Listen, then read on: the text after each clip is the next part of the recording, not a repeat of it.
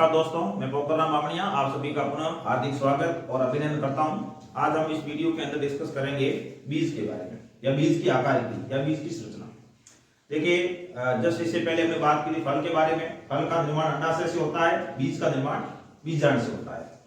तो ये दो छोटे छोटे प्रश्न हैं, लेकिन आपके 11th बायो की बात करते हैं तो वहां पर ये दो प्रश्न ज्यादा इंपोर्टेंट हो जाते हैं। फल का निर्माण कैसे होगा? अंडाशय से होगा। और बीज का निर्माण कैसे होगा? बीजांड से होगा।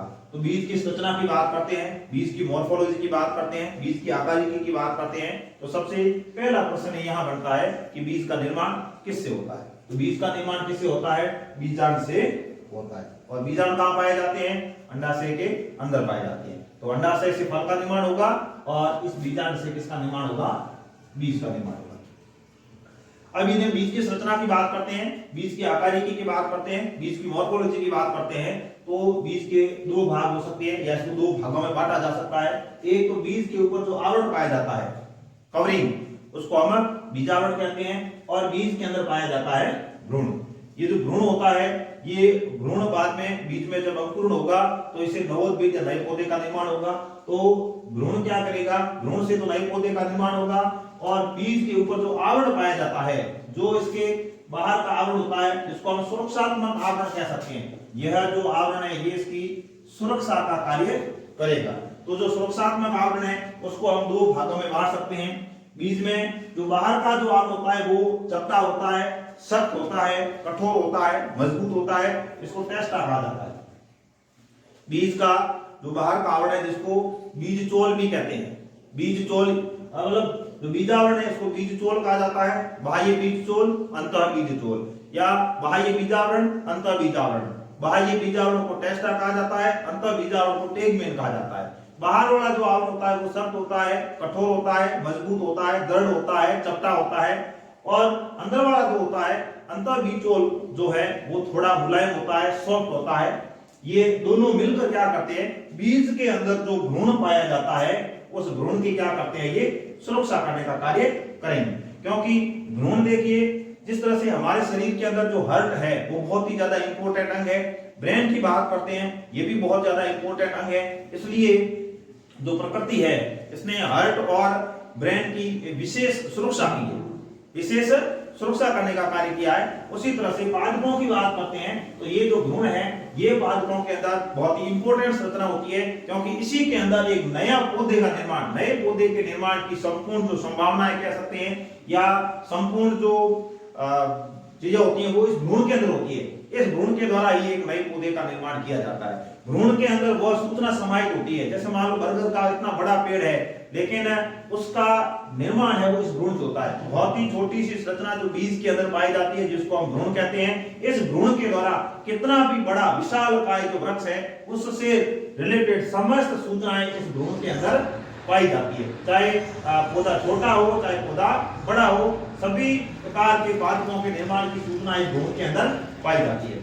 अब यदि हम भ्रूण की बात करते हैं तो भ्रूण के अंदर भी देखिए मूलांकुर, प्रांकुर और बीज पत्र पाए जाते हैं। मूलांकुर, प्रांकुर और बीज पत्र पाए जाते हैं। यहाँ देखिए जो मूलांकुर है ये बीज के अंदर पाया जाता है। मूलांकुर के द्वारा मूल का निर्माण किया जाएगा, प्रांकुर के द्वारा प्ररोह या तने का निर्माण किया जाएगा और इसमें बीज पत्र भी पाए जाते हैं। तो मूलांकुर की सुरक्षा के लिए इसके ऊपर मूल गो पाया जाता है, प्रांकुर की सुरक्षा के लिए प्रांकुर चोल पाई जाती है और बीज पत्र पाए जाते हैं। बीज पत्र बीज के अंदर पाए जाते हैं। अब ये जो बीज पत्र है, बीज पत्रों की संख्या के आधार पर हम जो बीज वाले पौधे होते हैं, जो पुष्प वाले पौधे होते हैं, जो आवर्त बीजी पौधे होते हैं, उनको हम दो भागों में बांटते हैं। दो भाग कौन से हो जाएंगे?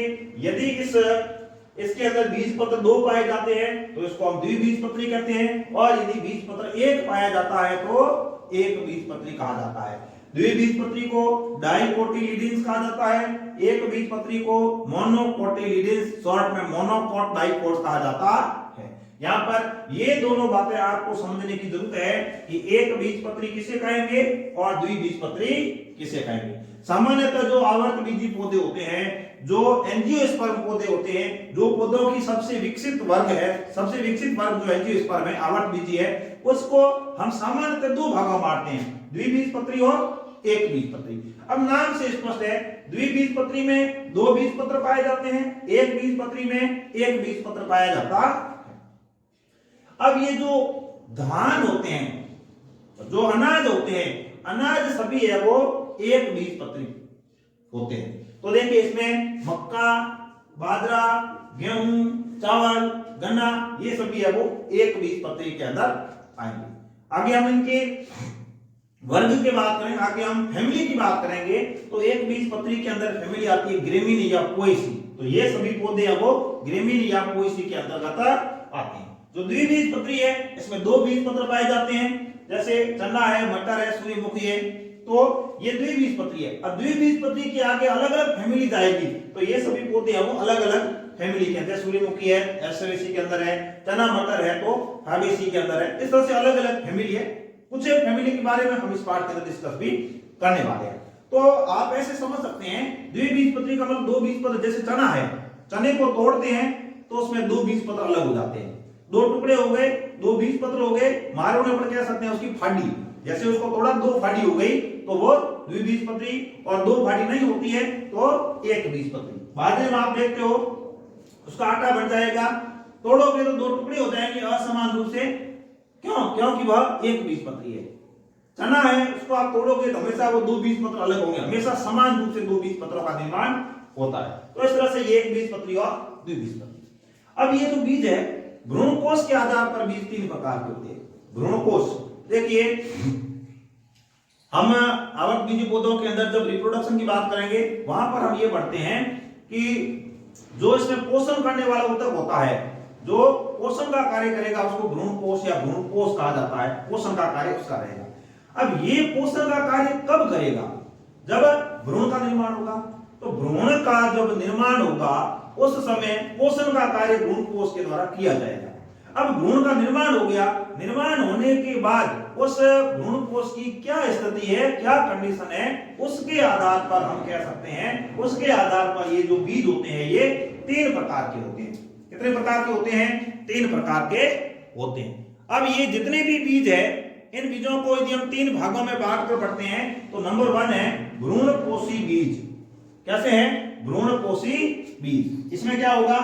परिवर्तन के दौरान, मतलब भ्रूण का परिवर्तन हुआ, भ्रूण परिवर्तन हो गया, भ्रूण का निर्माण हो गया, उसके बाद में भी जो भ्रूणकोश है वो उसमें बचा रहता है, मतलब पूरी तरह से समाप्त नहीं होता। तो ऐसे बीज जिनमें भ्रूण परिवर्तन के बाद भी भ्रूणकोश की कुछ मात्रा इसमें बची हुई रहती है, ऐसे बीजों को भ्रूणकोशी बीज कहा जाता है। समस्त अनाज जो हम खाने के लिए काम में लेते हैं वो सब इसके अंदर आते हैं, और अनाज के अंदर जो ये भ्रूणकोश होता है यही हम खाने के लिए काम में लेते हैं। तो इसका उदाहरण है अरंडी, नारियल और मोनोकोट। मोनोकोट के अंदर ये जितने भी अनाज है, बाजरा है, मक्का है, गेहूं है, गन्ना है, चावल है, ये सब इसके अंदर आ जाएंगे। नेक्स्ट दूसरा जो वर्ग है वो है अभ्रूणकोशी। अभ्रूणकोशी इसका उल्टा हो जाएगा। अभ्रूणकोशी का मतलब क्या होगा कि भ्रूण परिवर्तन के बाद में उस बीज के अंदर जो भ्रूणकोश है वो बिल्कुल शेष नहीं बचता, उसको हम कहेंगे अभ्रूणकोशी। उदाहरण क्या है? चना, मटर और डाइकोट। डाइकोट का मतलब द्विबीजपत्री पौधे समझते। परिभ्रूणकोशी, परिभ्रूणकोशी में देखिए इसमें कई बार जो भ्रूणकोश की बात करते हैं, इसके साथ साथ अन्य जो ऊतक होते हैं वो भी इसमें बचे हुए रहते हैं, इसको परिभ्रूणकोश, परिभ्रूणकोशी कहा जाता है। उदाहरण के लिए काली मिर्च है, चुकंदर है, इनमें ऐसा होता है। तो इस तरह से देखिए बीज की सामान्य संरचना हमने पढ़ी। दो सामान्य भाग हो जाएंगे इसके, बीजावरण और भ्रूण। और भ्रूण के अंदर हमने मेन इंपोर्टेंट संरचना बीज पत्र के बारे में बात की। बीज पत्र के आधार पे पौधे दो प्रकार के हो जाएंगे, द्विबीजपत्री और एक बीजपत्री। और भ्रूणकोश के आधार पर बीज तीन प्रकार के हो जाएंगे, भ्रूणकोशी बीज, अभ्रूणकोशी बीज और परिभ्रूणकोशी बीज। एग्जाम की दृष्टि से ये सवाल ज्यादा इंपॉर्टेंट है, क्योंकि ये सवाल हालांकि हम 11th बायो पढ़ रहे हैं, लेकिन इस साल जो 2022 12th का जो पेपर हुआ उसके अंदर ये इससे रिलेटेड सवाल पूछा गया था।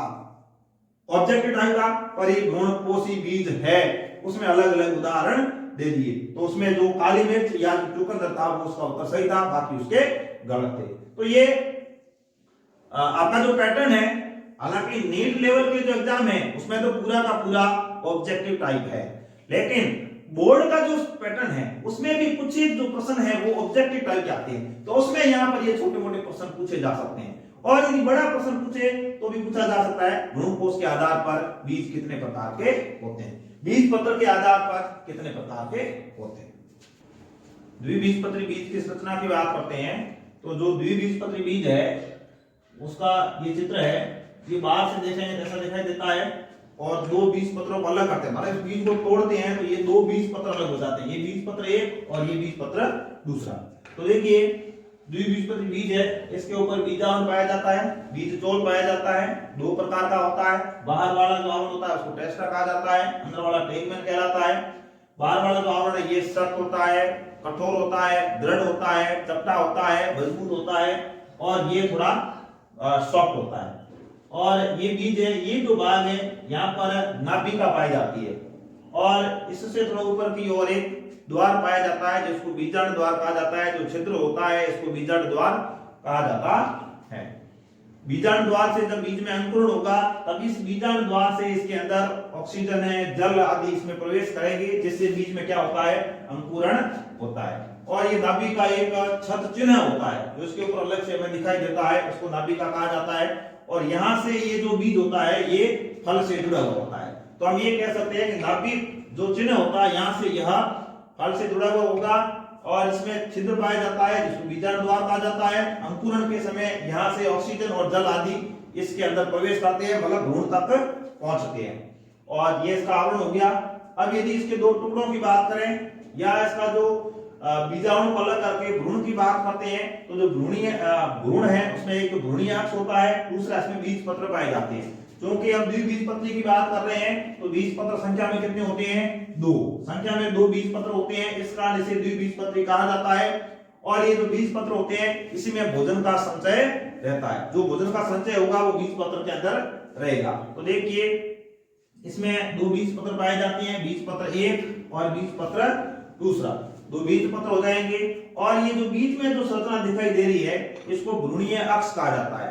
भ्रूणीय अक्ष के दो भाग हो जाएंगे, ऊपर की ओर एक पत्तीनुमा जो संरचना है इसको परांकुर कहते हैं, और इस परांकुर से बाद में किसका निर्माण होगा, तना, तने का निर्माण होगा। नीचे की ओर ये नुकीली संरचना पाई जाती है, इसको मूलांकुर कहा जाता है, और मूलांकुर से बाद में है वो मूल का निर्माण होता है। और इसके अंदर जो भ्रूणकोश है, भ्रूणकोश जो कि पोषण प्रदान करने वाला ऊतक होता है वो उसमें पाया जाता है, और भ्रूणकोश का निर्माण हमेशा द्विनिषेचन के परिणाम स्वरूप होता है। द्विनिषेचन हम पढ़ेंगे आवर्तबीजी पौधों के अंदर दोहरा निषेचन पाया जाता है। एस.जी. नवास्टिन नामक वैज्ञानिक ने इसकी खोज की थी, और द्विनिषेचन पाया जाता है। पहला जो निषेचन होता है उसमें नर युग्मक है वो अंडकोशिका से मिलता है, और दूसरी बार जो दूसरा नर युग्मक है वो द्वितीय केंद्रक से मिलता है। जो द्वितीय केंद्रक होगा उससे भ्रूणकोश का निर्माण होगा, और जो पहला निषेचन होगा एक अंडकोशिका एक नर युग्मक मिलेगा उससे भ्रूण का निर्माण होता है। तो इस तरह से ये द्विबीजपत्री जो बीज है उसकी संरचना हमने पढ़ने का प्रयास किया। एक बीजपत्री जो बीज है इसमें जो भ्रूणकोश होता है यह इसमें भोजन का संग्रह रहता है, इसलिए इसको भ्रूणकोशी भी कहा जाता है। मतलब बीज के अंदर जो भ्रूणकोश है इसकी मात्रा अधिक पाई जाती है। भ्रूण का जब परिवर्तन हुआ तो भी इसके अंदर अधिक मात्रा में भ्रूणकोश बचा हुआ रहता है, इसलिए इसको भ्रूणकोशी कहा जाता है। भ्रूण परिवर्तन के दौरान भ्रूणकोश काम आ जाता है, और पूरी तरह से काम नहीं आता, थोड़ा बहुत इसमें है वो भ्रूणकोश बच जाता है, इसलिए इसको भ्रूणकोशी कहा जाता है। और जो बचा हुआ भ्रूणकोश है वही भोजन संग्रह के रूप में काम करता है, या वही भोजन के रूप में काम आता है। अब एक बीजपत्री की बात करते हैं तो सभी बीज भ्रूणकोशी नहीं होते हैं, कुछ बीज अभ्रूणकोशी भी होते हैं। उदाहरण के लिए ऑर्किड, उदाहरण ध्यान में रखने की जरूरत है।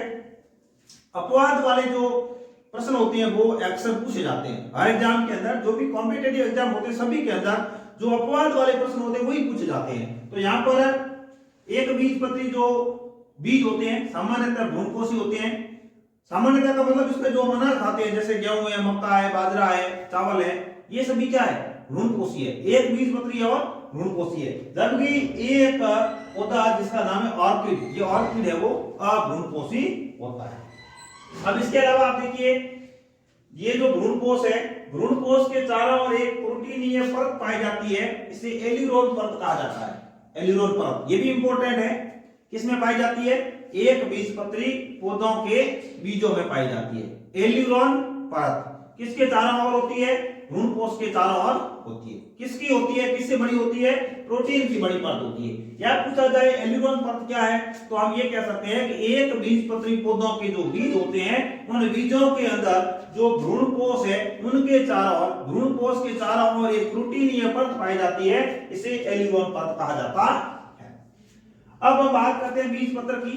तो ये जो भ्रूणपोष है इससे नीचे की ओर बड़ा ढालाकार बीजपत्र पाया जाता है और इस बीजपत्र को स्कूटेलम कहा जाता है। तो ये स्कूटेलम अपने आप में इंपॉर्टेंट है। एक बीजपत्री पौधों के अंदर एक बीजपत्र होता है, ये एक बीजपत्र है और इसको स्कूटेलम कहा जाता है। ये जो बीजपत्र है, बीजपत्र के अंदर यदि हम देखते हैं तो ये ऊपर वाला जो भाग है ये प्राइमपुर है, नीचे की ओर क्या है? मूलांकुर है।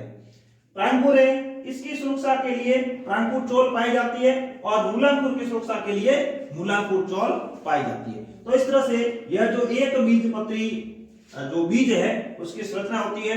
एग्जाम की दृष्टि से एक बीजपत्री बीज की संरचना ज्यादा इंपॉर्टेंट है। इसमें इंपॉर्टेंट संरचनाएं जैसे स्कूटेलम के बारे में बात करें या एलिरोन परत के बारे में बात करें, ये दो संरचनाएं इसमें ज्यादा इंपॉर्टेंट है। बाकी लगभग संरचनाएं हैं वो द्विबीजपत्री के अंदर भी पाई जाती थी। अब उसके अलावा यदि हम एक बीजपत्री की बात करते हैं तो एक बीजपत्री जो बीज होते हैं वो ज्यादातर भ्रूणपोषी होते हैं, जिसको हम भोजन के रूप में काम में लेते हैं, भोजन के रूप में उसको खाते हैं।